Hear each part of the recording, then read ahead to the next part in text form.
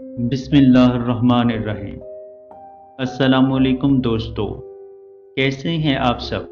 امید کرتا ہوں خیریت سے ہوں گے۔ اللہ تعالیٰ آپ کو ہمیشہ ہنستا مسکراتا رکھے۔ Welcome to my channel Naseer centre voice. تمام ویڈیوز کی اپڈیٹس کے لیے نصیر سینٹر وائس کو سبسکرائب کر کے بیل نوٹیفیکیشن کو آن کر دیں۔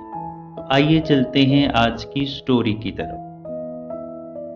دوستو، آج کی سٹوری میں آپ کو سننے کو ملے گا ایک خوفناک ڈراؤنی رات کا قصہ۔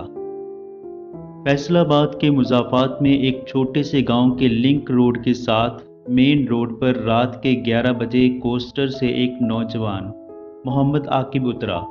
وہ سردی کی شدت سے بچنے کے لیے پرانی سی شال اپنے جسم کے گرد لپیٹے ہوئے تھا۔ اس کے پاس ایک بیگ تھا جس میں اس کا سامان تھا، جو اس نے اپنے کاندھے پر لٹکایا ہوا تھا۔ عشاء کی نماز محمد عاقب نے راستے میں ہی ادا کر لی تھی۔ رمضان المبارک کی بابرکت رات تھی۔ چند دنوں بعد عید کی آمد تھی۔ محمد عاقب فیصل آباد کے ایک اچھے ہوٹل میں ملازم تھا اور عید کی چھٹیاں گزارنے گھر آ رہا تھا۔ اس نے اپنے ماں باپ اور بہن بھائیوں کے لیے حسب استطاعت کچھ تحفے خرید لیے تھے۔ گاؤں درویش والا ایک چھوٹا سا گاؤں تھا اور رات کے اوقات میں 10 کلومیٹر کے فاصلے میں شاذ و نادر ہی کوئی سواری ملتی تھی۔ گاؤں پہنچنے کے لیے صرف ایک ہی راستہ تھا، جو بہت قدیمی قبرستان کے بیچوں بیچ ہو کر گزرتا تھا۔ یہ سردیوں کی رات تھی۔ آسمان کو کالے بادلوں نے ڈھانپ رکھا تھا۔ ہر طرف ہو کا عالم تھا۔ کہیں کہیں سے جھینگروں کی مترنم آواز آ رہی تھی۔ محمد عاقب کو حالات کا اچھی طرح ادراک تھا۔ ہلکی ہلکی ہوا کے چلنے سے ماحول میں پر اسرار کیفیت طاری ہو چکی تھی۔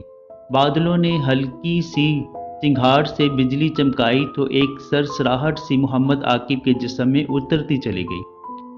وہ 20-22 سال کا خوبصورت جوان تھا۔ وہ سفر شروع کر چکا تھا۔ 3-4 کلومیٹر کا فاصلہ 1 گھنٹے میں بآسانی طے ہو چکا تھا۔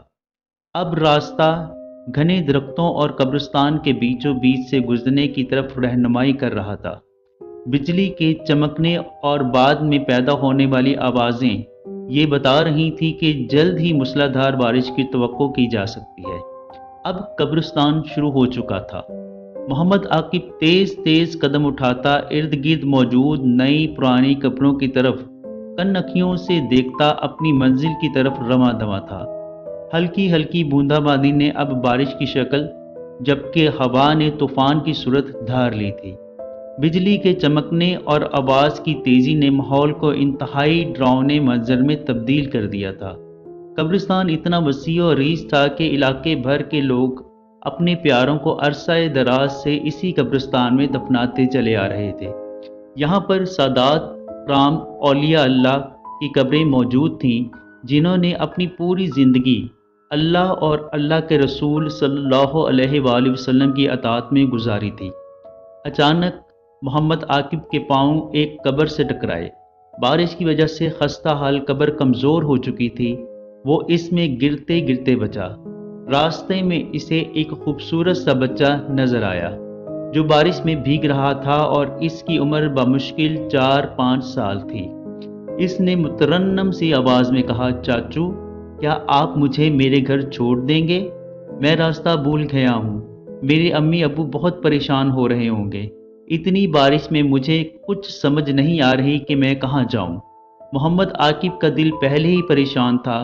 وہ نیک دل انسان تھا۔ اس نے بچے کو بارش میں بھیگتے اور پریشان ہوتے دیکھا تو اس ڈراؤنی اور خوفناک طوفانی رات میں اس کی مدد کے لیے تیار ہو گیا۔ اس کو اپنی ماں کی نصیحت یاد آ رہی تھی، بیٹا بھی آنا، دن کو آنا، رات کو سفر خطرناک ہو جایا کرتے تھے۔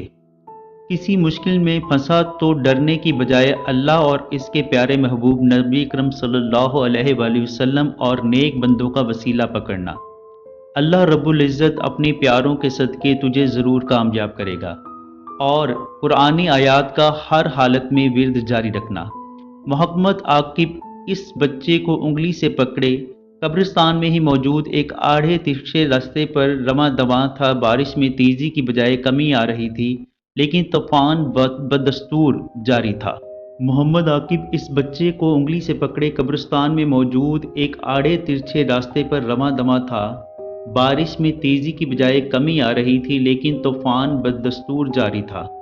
اچانک ایک گہرے کھائی نما راستے میں بچے نے چلنا شروع کیا تو محمد عاقب کے دل میں خطرات کو بھانپ لیا۔ اس نے بچے کو پیار سے سمجھایا کہ بیٹا، میرے ماں باپ اور بہن بھائی بھی انتظار میں ہوں گے۔ میں یہاں سے واپس جاتا ہوں اور امید ہے تم اپنے گھر چلے جاؤ گے۔ لڑکے کی مسکراہٹ پر اصرار تھی۔ اس کی آنکھوں کی چمک بڑے بڑوں کا پتا پانی کر دینے کے لیے کافی تھی۔ اس نے کہا، نہیں، تم کھائی میں اترو اور میرے گھر مجھے پہنچاؤ۔ میں کسی صورت تمہیں اس طوفانی رات میں واپس نہیں بھیج سکتا۔ یہ راستہ بہت خطرناک ہے، اس ڈراؤنی رات میں کچھ بھی ہو سکتا ہے۔ محمد عاقب نے منت سماجت کی تو لڑکے نے کہا، ایسا محسوس ہوتا ہے کہ تم نیک دل انسان ہو، ورنہ کب کے کھائی میں اتر چکے ہوتے۔ تمہارے دل میں قرآن پاک کا ورد اور تمہارے اپنوں کی دعائیں تمہارے گرد حصار بنائے ہوئے ہیں۔ تمہیں اس راستے کی بھول بھلیوں کا پتہ بھی نہیں چلے گا۔ میں مسلمان جنات میں سے ہوں۔ اس بھیانک رات میں تمہارے پیچھے چڑیلوں کے جھنڈ اور شریر جنوں کو دیکھ کر میں نے بھانپ لیا تھا کہ تو نیکی کی تڑپ رکھنے والا نوجوان ہے، کیونکہ تمہارے گرد روشنی کا ایک حالہ سا بنا ہوا تھا جس کی وجہ سے تم ان حملوں سے محفوظ چلے آ رہے تھے۔ تم قرآن پاک کا ورد شروع کرو، میں اس قبرستان سے نکلنے کے لیے تمہاری رہنمائی کر سکتا ہوں۔ تیز ہوا کے جھگڑ سے جو خوف آ رہا تھا وہ رفو چکر ہو چکا تھا۔ وہ نئی صورتحال سے کافی متفکر ہو رہا تھا۔ بچے نے ایک انگوٹھی اسے دی اور کہا کہ تجھے اپنے گھر لانے کا مقصد یہی تھا کہ چڑیلوں اور شریر جنات کی چالاکیوں کا تم شکار نہ بنو۔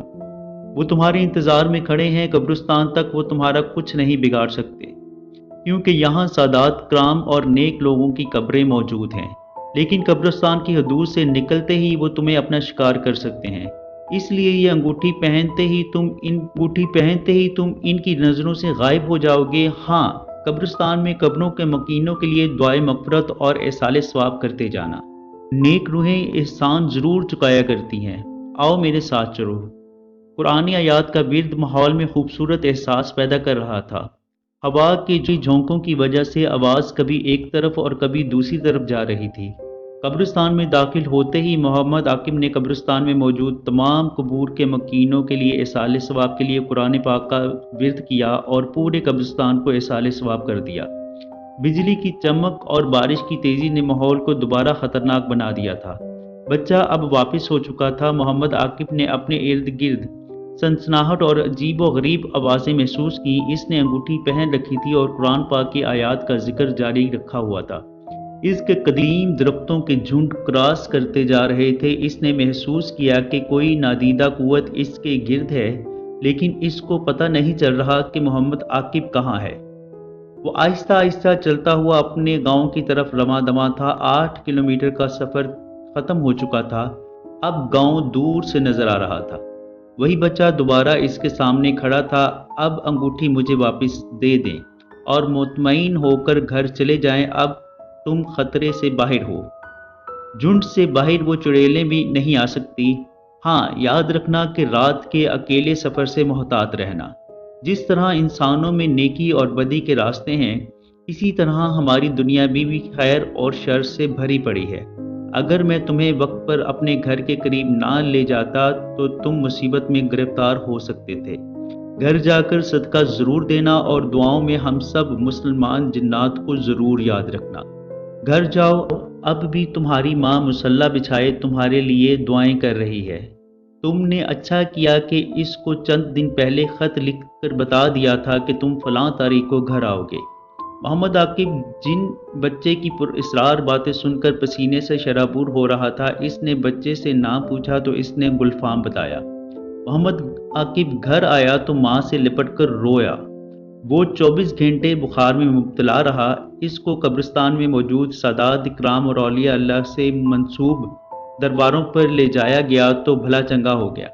اس کو خواب میں جن کے بچے گلفام کی صورت اب بھی نظر آتی ہے اور گلفام اس کا دوست بن چکا ہے۔ محمد عاقب اس دن کے بعد کبھی بھی رات کو گھر نہیں آیا۔ طوفانی رات کی ہولناکیوں کو جب بھی وہ یاد کرتا ہے تو اس کے پسینے چھوٹ جاتے ہیں۔ قرآن پاک سے محبت اس کا اثاثہ ہے اور وہ ہر وقت ورد و وظائف میں مشغول رہتا ہے۔